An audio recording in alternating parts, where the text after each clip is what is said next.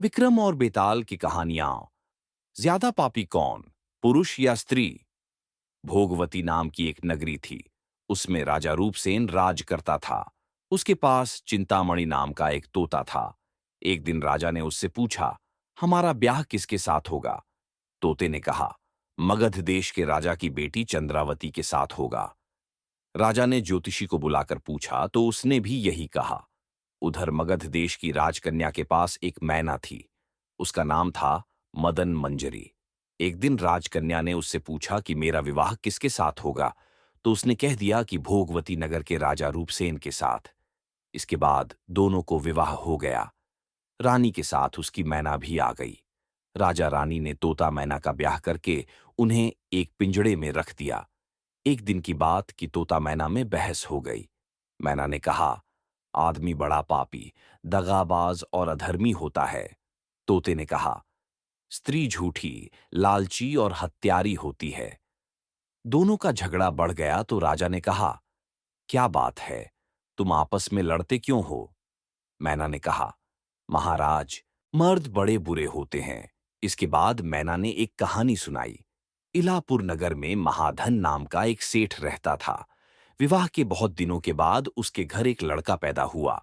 सेठ ने उसका बड़ी अच्छी तरह से लालन पालन किया, पर लड़का बड़ा होकर जुआ खेलने लगा।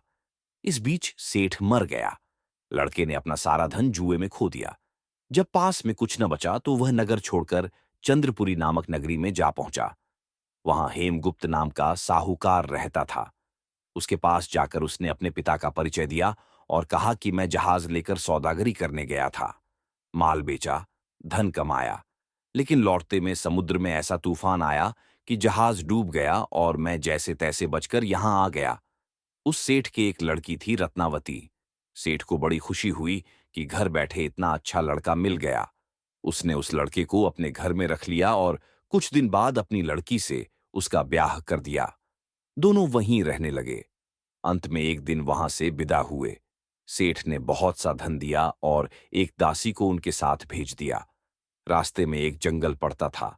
वहां आकर लड़के ने स्त्री से कहा, यहां बहुत डर है, तुम अपने गहने उतारकर मेरी कमर में बांध दो। लड़की ने ऐसा ही किया। इसके बाद लड़के ने कहारों को धन देकर डोले को वापस करा दिया और दासी को मारकर कुएं में डाल दिया। फिर स्त्री को भी कुएं में पटक कर आगे बढ़ गया। स्त्री रोने लगी। एक मुसाफिर उधर जा रहा था। जंगल में रोने की आवाज सुनकर वह वहां आया, उसे कुएं से निकालकर उसके घर पहुंचा दिया। स्त्री ने घर जाकर माँ बाप से कह दिया कि रास्ते में चोरों ने हमारे गहने छीन लिए और दासी को मारकर मुझे कुएं में ढकेलकर भाग गए। बाप ने उसे ढांढस बंधाया और कहा कि तू चिंता मत कर, तेरा स्वामी जीवित होगा और किसी दिन आ जाएगा। उधर वह लड़का जेवर लेकर शहर पहुंचा। उसे तो जुए की लत लगी थी। वह सारे गहने जुए में हार गया। उसकी बुरी हालत हुई तो वह यह बहाना बनाकर कि उसके लड़का हुआ है, फिर अपनी ससुराल चला। वहां पहुंचते ही सबसे पहले उसकी स्त्री मिली। वह बड़ी खुश हुई। उसने पति से कहा, आप कोई चिंता न करें, मैंने यहां आकर दूसरी ही बात कही है। जो कहा था वह उसने बता दिया। सेठ अपने जमाई से मिलकर बड़े प्रसन्न हुए और उन्होंने उसे बड़ी अच्छी तरह से घर में रखा। कुछ दिन बाद एक रोज जब वह लड़की गहने पहने सो रही थी, उसने चुपचाप छुरी से उसे मार डाला और उसके गहने लेकर चंपत हो गया। मैना बोली, महाराज, ये सब मैंने अपनी आंखों से देखा। ऐसा पापी होता है आदमी। राजा ने तोते से कहा, अब तुम बताओ कि स्त्री क्यों बुरी होती है? इस पर तोते ने यह कहानी सुनाई। कंचनपुर में सागरदत्त नाम का एक सेठ रहता था। उसके श्रीदत्त नाम का एक लड़का था। वहां से कुछ दूर पर एक और नगर था, श्री विजयपुर। उसमें सोमदत्त नाम का सेठ रहता था। उसकी एक लड़की थी, वह श्रीदत्त को ब्याही थी। ब्याह के बाद श्रीदत्त व्यापार करने परदेश चला गया। 12 बरस हो गए और वह न आया तो जयश्री व्याकुल होने लगी। एक दिन वह अपनी अटारी पर खड़ी थी कि एक आदमी उसे दिखाई दिया। उसे देखते ही वह उस पर मोहित हो गई। उसने उसे अपनी सखी के घर बुलवा लिया। रात होते ही वह उस सखी के घर चली जाती और रात भर वहां रहकर दिन निकलने से पहले ही लौट आती। इस तरह बहुत दिन बीत गए। इस बीच एक दिन उसका पति परदेश से लौट आया। स्त्री बड़ी दुखी हुई। अब वह क्या करे? पति हारा थका था। जल्दी ही उसकी आंख लग गई और स्त्री उठकर अपने दोस्त के पास चल दी। रास्ते में एक चोर खड़ा था। वह देखने लगा कि स्त्री कहाँ जाती है। धीरे धीरे वह सहेली के मकान पर पहुंची। चोर भी पीछे पीछे गया। संयोग से उस आदमी को सांप ने काट लिया था और वह मरा पड़ा था। स्त्री ने समझा सो रहा है। वहीं आंगन में पीपल का एक पेड़ था जिस पर एक पिशाच बैठा यह लीला देख रहा था। उसने उस आदमी के शरीर में प्रवेश करके उस स्त्री की नाक काट ली और फिर उस आदमी की देह से निकलकर पेड़ पर जा बैठा। स्त्री रोती हुई अपनी सहेली के पास गई।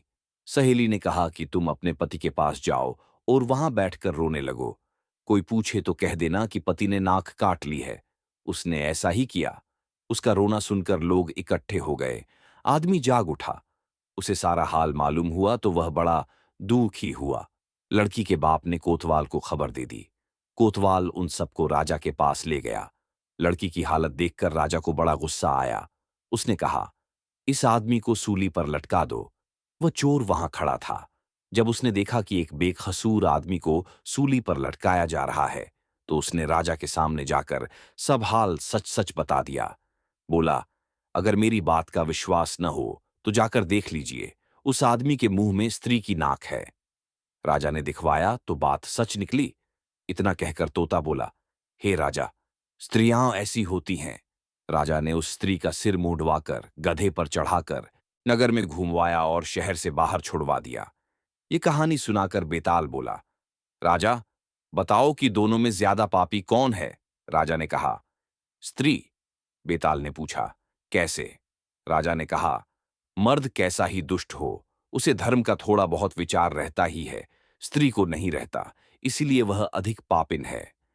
राजा के इतना कहते ही बेताल फिर पेड़ पर जा लटका। राजा लौट कर गया और उसे पकड़कर लाया। रास्ते में बेताल ने अगली कहानी सुनाई। अगली कहानी के लिए चैनल को सब्सक्राइब करें। धन्यवाद।